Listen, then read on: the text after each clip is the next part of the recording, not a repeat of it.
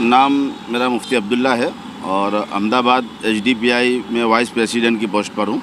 जैसा कि हम कह सकते हैं कि बीजेपी ये जितने मुद्दे लाती है इसमें लोगों का फ़ायदा कुछ नहीं होता।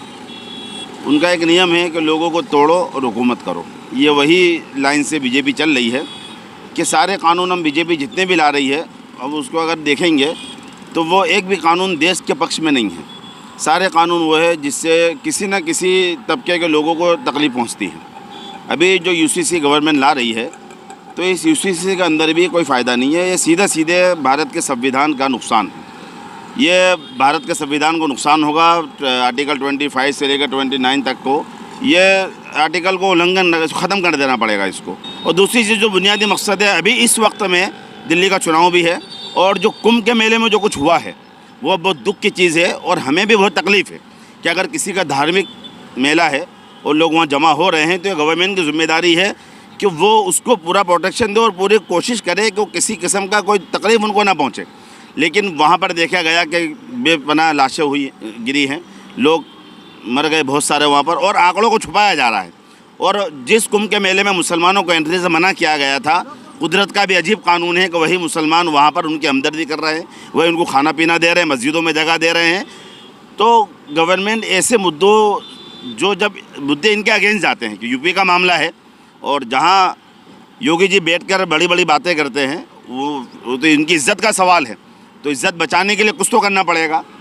तो ये जो UCC लाया जा रहा है दिल्ली के इलेक्शन के, उसमें उनको फ़ायदा उठाना है और बुनियादी मुद्दों को दबाना है। और बुनियादी मुद्दों में बेरोज़गारी का मुद्दा हो गया, डेमोलिशन अभी चल रहा है, और मुल्क में गरीबी का मसला है। तो बहुत सारे जो मुद्दे जो मुल्क की असल ज़रूरत है, असल ज़रूरत को छुपाकर दूसरे चीज़ों को सामने लाया जा रहा है।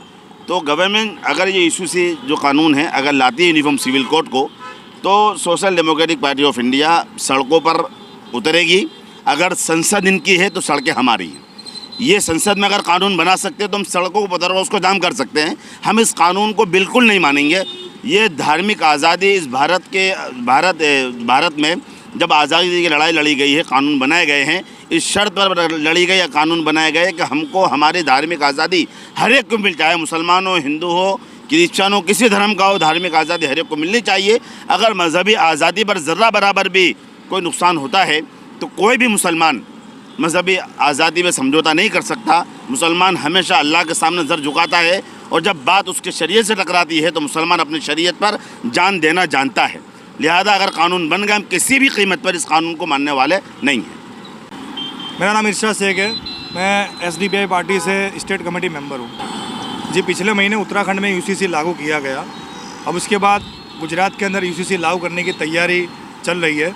उसके लिए सबसे पहले तो हम एक ही चीज़ बात कहना चाहेंगे कि सबसे पहले तो कुंभ के मेले के अंदर जो भगदड़ हुई, जिसमें हमारे हिंदू भाइयों की बहुत सारी मौतें हो गई, और उसके अंदर वो चीज़ छुपाने के लिए कुछ ना कुछ ये बीजेपी गवर्नमेंट कुछ ना कुछ ऐसी चीज़ें लाती है जिससे लोगों को नुकसान होता है। तो उसके बाद ये बिल लाया जा रहा है कि कुंभ के मेले की बात को दबाया जाए। दूसरा ये कि डिमोलिशन का मामला गुजरात के अंदर ज़ोर शोर पर चल रहा था कि हमारे हिंदू भाइयों के मकान भी तोड़े गए उसके अंदर, और वो मामला भी बहुत ज़्यादा विरोध के अंदर है। उसको दबाने के लिए UCC का कानून लाया जा रहा है। तो सबसे पहले तो मैं एक ही चीज़ कहना चाहूँगा कि गुजरात के अंदर आसान धारा भी लागू है कि कोई मुस्लिम हिंदू का मकान नहीं खरीद सकता, हिंदू भाई मुस्लिम को मकान नहीं बेच सकता। ये आसान धारा कानून लागू है।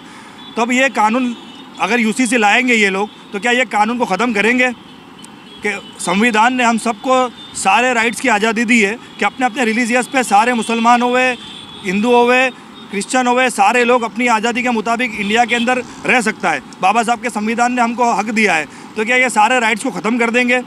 हम इसके लिए रोड के ऊपर उतर कर विरोध भी करेंगे अगर UCC लागू हुआ तो, और इसको हम हरगिज़ नहीं मानने वाले। यही कहना चाहूँगा मैं कि हम हरगिज़ भी इन दबाव भरे कानूनों को बिल्कुल भी सिर्फ मुसलमान नहीं बल्कि इंडिया के जितने भी जाति, धर्म और जो सेक्युलरिज्म में मानते हैं, विश्वास रखते हैं, हर धर्म हर समाज के लोग रोड पे आने के लिए तैयार हैं।